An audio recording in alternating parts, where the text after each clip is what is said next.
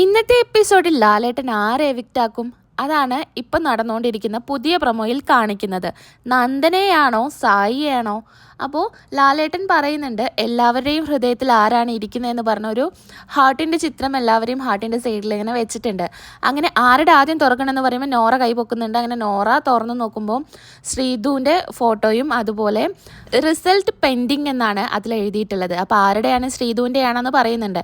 അങ്ങനെ ശ്രീധുവിനെ തുറന്ന് നോക്കിക്കോളൂ എന്ന് പറഞ്ഞ് ശ്രീധുവിനെ കൊണ്ടും തുറപ്പിക്കുന്നുണ്ട്. അങ്ങനെ അതിൽ വരുന്ന ഫോട്ടോയ്ക്ക് അനുസരിച്ച് എല്ലാവരെയും തുറന്നു നോക്കുകയാണ്. ലാസ്റ്റ് സായിയും നന്ദനയുടെയും മാത്രം തുറക്കുന്നില്ല.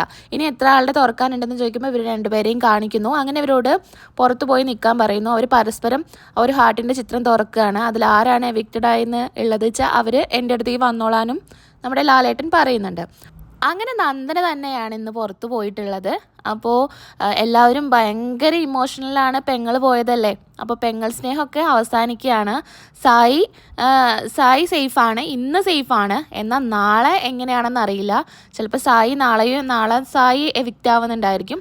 നന്ദനയെ എവിക്റ്റ് ആക്കിയത് ഫെയർ ആയിട്ട് തന്നെ എനിക്ക് തോന്നുന്നുണ്ട്. അപ്സരയും അതുപോലെ അൻസിബയൊക്കെ ഇപ്പോഴും ബിഗ് ബോസിൻ്റെ ഉള്ളിൽ നിൽക്കേണ്ട ആൾക്കാരാണെന്ന് എനിക്ക് ഇവരെ കാണുമ്പോൾ തോന്നുന്നുണ്ട്. കാരണം അപ്സര ഒക്കെ ഉണ്ടെങ്കിൽ നല്ലൊരു ഗെയിമറായിരുന്നു. ഈ ഒരു ഗെയിമിലൊക്കെ അപ്സരയ്ക്ക് മുന്നേറണം എന്നുള്ളൊരു ചിന്തയുള്ള ഒരാളായിരുന്നു.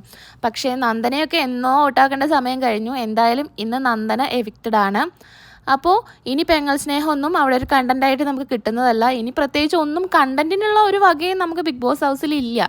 അപ്പോൾ എല്ലാവരും ഇപ്പോൾ എപ്പിസോഡ് വാച്ച് ചെയ്യായിരിക്കും. മുഴുവനായിട്ട് കാണും. അടുത്ത വീഡിയോയിൽ നമുക്ക് വീണ്ടും കാണാം. അതുവരേക്കും എൻ്റെ എല്ലാ കൂട്ടുകാർക്കും ടാറ്റ ബൈ.